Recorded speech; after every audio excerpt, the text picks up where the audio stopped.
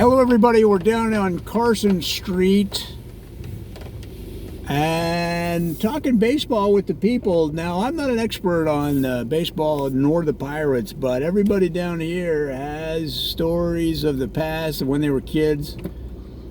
And I talked to a guy waiting on a pizza at a pizza joint who seemed to know a lot of Pittsburgh Pirates history. So I told him, well, I'm doing these videos on, fan favorites from the past, give them some love.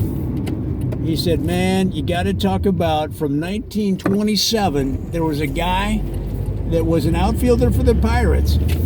His name was Stapa. Hold on, let me get the sun out of my eyes there. His name was Stapa Gurwinski. Stapa Gurwinski from the 1927 through the early 1930s era. And he said the most amazing thing about this player was that he didn't read or write English. He was from some unknown country in the Eastern Bloc back when that was a major baseball source. A lot of players came out of those Eastern Bloc countries in those days, and not so much anymore. Now it's more Latin America. But they recruited him because of his high school career back there in one of those unknown countries. They don't even know where he's from. But Gurwinski was one of the best outfielders of his time, okay?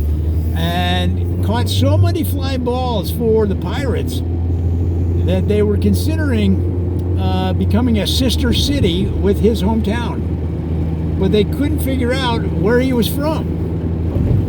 Right? And nobody spoke his language, and he didn't speak English, and the whole time he was here, he didn't speak English, but it didn't seem to matter because he had a big smile, big fan favorite. They loved him. He had these big, broad shoulders, and he had these little phrases that he'd use, and the fans loved him. Fans loved him for these phrases because, again, he didn't necessarily speak the language, but he would memorize certain phrases that he'd pop off all the time.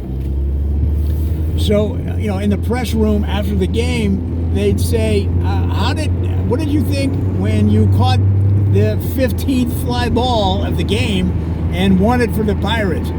And he'd say, victory is sweet. Victory is sweet. And I don't even know if he knew what it meant necessarily. But, so then the whole next week, people would be walking around Pittsburgh, victory is sweet. Victory is sweet. This guy just had this whole rap, And it's just hard to explain that before TV, that what an impact this guy had on the town. So that's one. Now, number two in our look at Pittsburgh Pirates fan favorites from the past. And again, this is just a guy at the pizza place telling me these stories, so I don't know. But there was a guy named Dookie Uni. Now, Dookie Uni was an Italian guy who played in the Italian leagues before he came here in 1971. And again, it was a little bit of a language barrier, but not so much as in the earlier decades because of TV, international exposure, and a lot of these guys play in international leagues. And, they're exposed to English. They watch English movies, American movies, and all that stuff. But Dookie Uni, I think he pretended not to know English just so he could meet girls. I think that was his whole hook because he knew they loved the accent.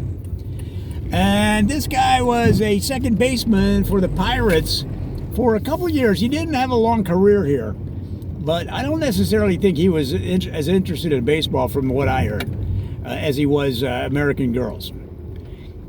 So he sort of was a cat. He catted around town, catted around the league. And then he met the girl of his dreams.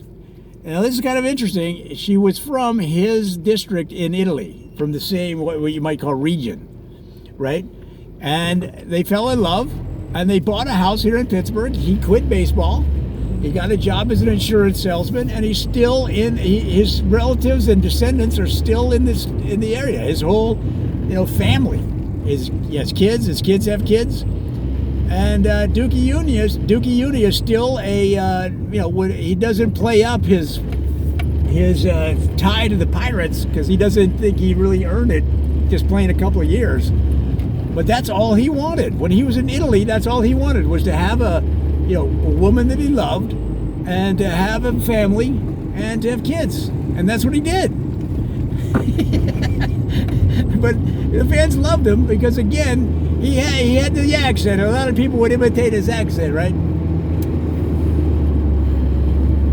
But a lot of people would imitate his accent, and they didn't know. They didn't know what his accent was. He didn't know that they didn't know what his accent was. All right, so the third player in our look back at top players from the past top fan favorites from the past that aren't necessarily known today or as focused on by the young baseball fans of today because they just, they don't get the publicity. So that's what we're trying to change.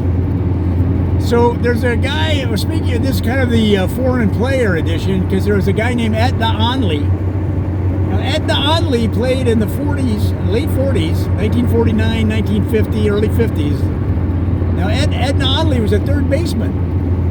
Now, unlike some of these other players, Edna Onley loved English. That was his favorite, he loved to speak English. He, listened to the tapes, he got English teachers. He thought it was part of becoming an American. And, he started actually classes for other foreign-born Pirates players because he learned it so fast. They said, hey, can you help some of these other players? So he started his own foreign language classes for other Pirates players. And that led to starting a school for foreign-born sports stars in any sport. And then that led to a chain of schools for foreign-born players of any league at any level in any sport.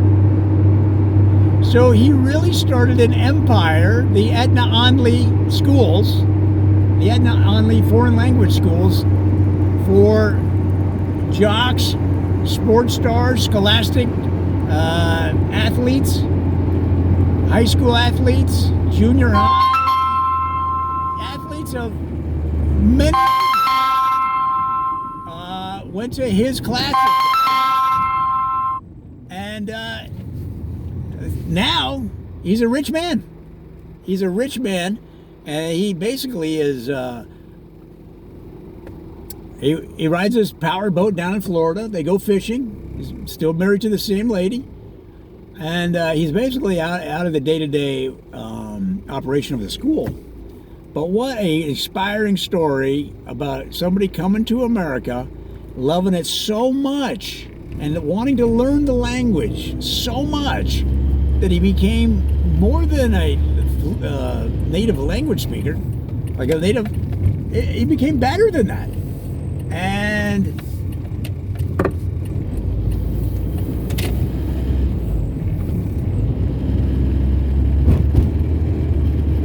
built an empire from it. I love it.